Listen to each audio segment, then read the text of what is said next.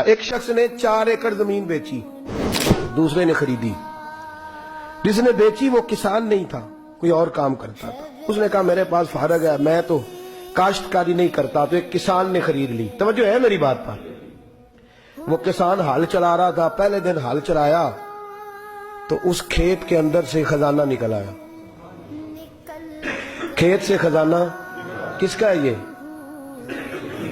جی بھائی جی سڑک لنگ جائے نا وہ آتا ہے اور میں دیڑی نہیں تسی بیانہ واپس لو۔ اب تو سڑک گزر گئی ہے، مجھے تو پتہ ہی اب چلا ہے کہ یہاں ہاؤسنگ سوسائٹی آنے والی، میں تو نہیں دیتا ہی، رکھ لے آپ۔ کیا نکل آیا؟ ہیرے جواہرات چاندی لال نکل آئے۔ اب اٹھا کے نا وہ شخص نکلا ہے وہ رکھ لیتا، سنبھال لیتا، کیا ضرورت تھی؟ ویسے بھی لوگ تو پیسے بتاتے ہی نہیں کتنے۔ اٹھا کے نا وہ خزانہ تو جس نے بیچے تھے اس کے گھر چلا گیا، کہنے لگا میں نے زمین خریدی تھی، خزانہ نہیں خریدا تھا، تیرا ہے، تو لے لے، تیرا ہے، رکھ لے۔ وہ بھی صحابی رسول ہے، میرے نبی نے دنیا کی محبت کھینچ ڈالی ہے دلوں سے۔ وہ کیا کہنے لگے؟ کہنے لگے میں نے تو 4 एकड़ سے بڑی مشکل جان چھڑائی ہے، تو اب پھر دولت لے کے آ گیا ہے۔ اس نے کہا یہ تیرا ہے، تو ہی رکھ، میں نے زمین بیچی تھی تو جو اس کے اندر تھا وہ سارا ہی تیرا ہے، بیچ ڈالا تھا۔ کہنے لگا نا میں نے زمین خریدی ہے، خزانہ نہیں خریدا۔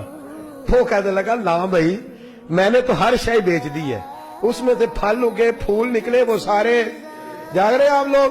آکو ہے ہی کام جاگن والا ہے، یہ ہوتا ہی نہیں۔ یہ عجیب معاملہ ہے نا جی۔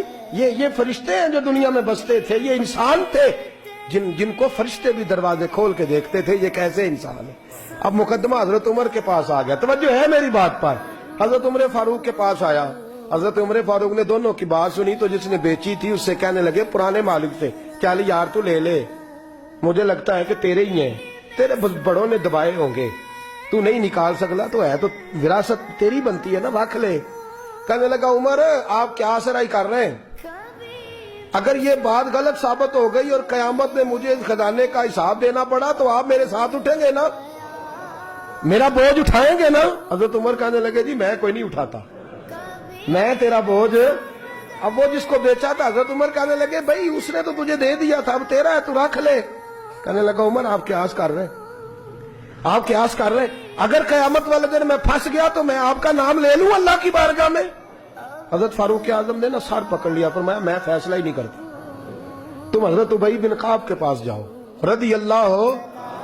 حضرت ابی بن کعب کے پاس آئے اور آ کے ان دونوں نے کہا حضرت جی ہمارا ایک کیس الجھ گیا ہے۔ فرمایا وہ کیا؟ صحابہ وہ صحابہ تھے جن کی ہر صبح عید ہوتی تھی، خدا کا قرب حاصل تھا، نبی کی دید ہوتی تھی۔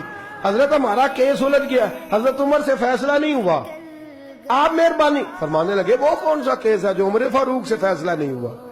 وہ کون سا کیس ہے؟ کہ حضرت جی یہ معاملہ ہے، توجہ ہے میری بات پر، یہ والا معاملہ ہے کہ اس نے بیچی ہے جگہ، میں نے خریدی ہے، اب خزانہ نکل آیا، میں کہتا ہوں تیرا ہے، یہ کہتا ہے نہیں تیرا، میرا میری نہیں۔